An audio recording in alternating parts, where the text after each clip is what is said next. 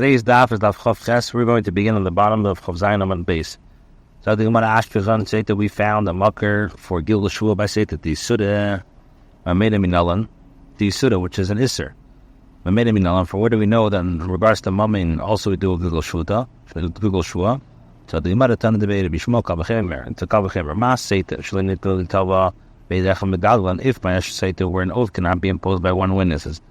As we know, two witnesses must testify that the wife secluded herself with a man concerning whom she was warned in order for her to be obligated to take the shvua.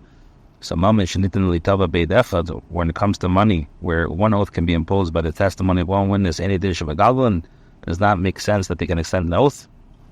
So, the Marask Ashkecham Babada, you found a mucker for the Gil Shvua in regards to Abade when the Tebeah is certain of the claim. The question is, Suffolk Minala, where do we know that there's Gil Shvua by a Suffolk? It says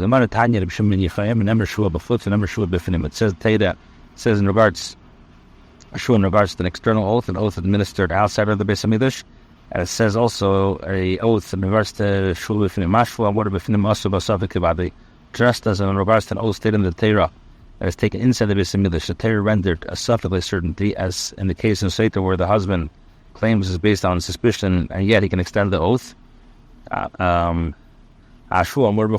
So too, with regards to an oath stated in the Torah that is taken outside of the Beis Hamikdash, also the Torah made a Safek Gavade. The Gemara asks, until where does the extension of the Gil Shvua reach? You can make a shvua, take an oath to me that you are not my shvua. If the defendant is required to take an oath concerning denial of a chayv, he can be forced to take an oath about this matter as well. The Gemara asks, but the Beis Din makes a ostracizes one who says this to another.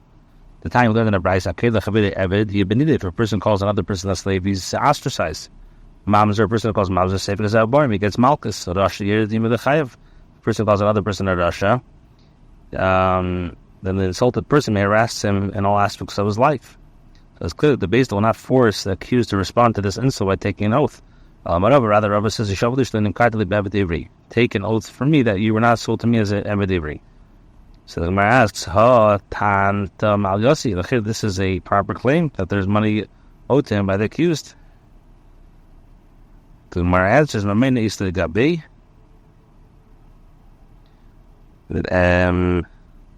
asks, but there's nothing chiddush about this halacha, as this is a proper claim that there's money owed to him. The Eved Ivri himself is acquired by the master. He would say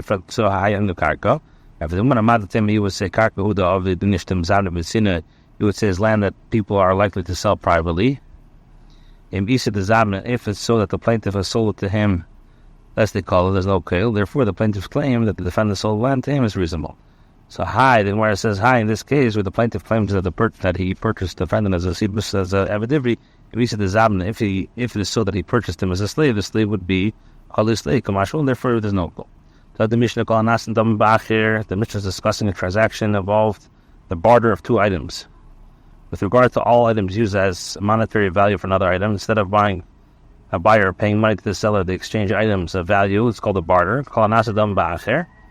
So once one party in the transaction acquires the item he's receiving, this party is obligated with regard to the item being exchanged for. Therefore, if it's for a loss, he makes a loss. One exchanges an ox for a cow or a donkey for an ox. Once one party acquires the animal that is receiving, he's obligated with regards to the item being exchanged. So the Gemara Chalipin Ma'inihu, what is the item given in exchange mentioned in the Mishnah? Matbeya is referring to a coin for which property is usually exchanged. Shamas Rinai, we can learn from here. Matbeya Nasa Chalipin. So we learn from here that the coin can affect Chalipin. Is it possible to perform an act of Chalipin, either a standard exchange or a symbolic exchange using coins? Here this is a shaila, as the halacha is that coins cannot be used for Chalipin. Or Vidach, this is what it means. Called Nishim Dome Bachir. What he means to say is that with regard to all items that can be appraised when used as monetary value for another item, in other words, that their value can be appraised relative to the value of another item, excluding a coin, whose value is apparent.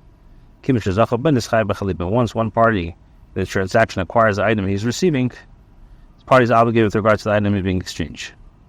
The economy, this is also precise. Whereas the Torah say, what does the Mishnah say? If one exchanges an ox for a cow or a donkey for an ox. So once the party acquires the animal, this party is obligated with regards to the item being exchanged. So the Gemara asks, with regard to what entered your mind initially that coins affect the symbolic exchange, what is the meaning of the clause? So in my case, said, how so? How she come? Pay this nami over the chalipin. How can produce also make a chalipin? If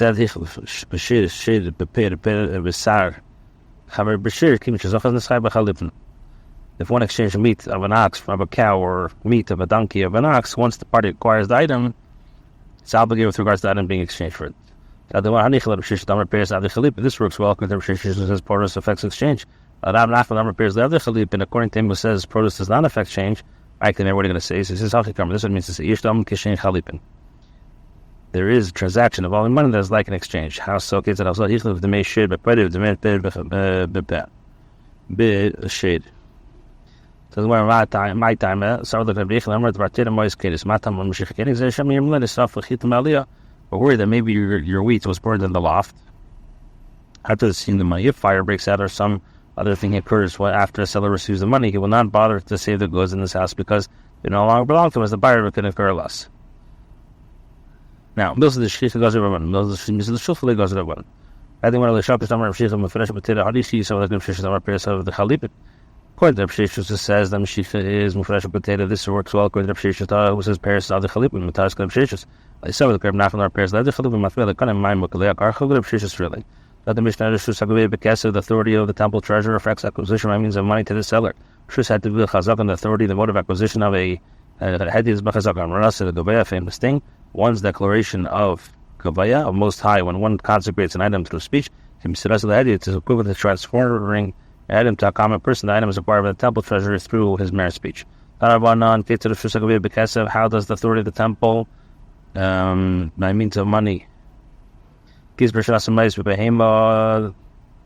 regard to temple treasurer who gives for an animal, even if the animal is at the end of the world, is going to be until he makes their share.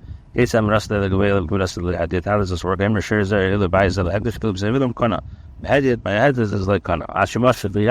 he takes position and he pulls. If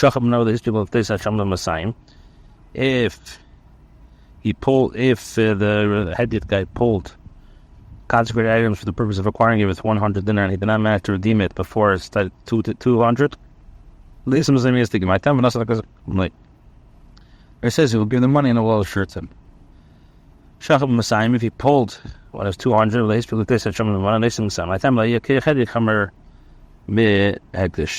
power of a commoner should not be greater than the Hadith. Though Messiah, these people much like some of the Messiah. I tell them that's because we call it the one of these people much like some Messiah, much better, but in this another Maya Hanami name, I want you to see, you can't come like this. Or says, Auto Hadith Mishapara, is this to say that the Hadith is not forced to accept the Mishapara?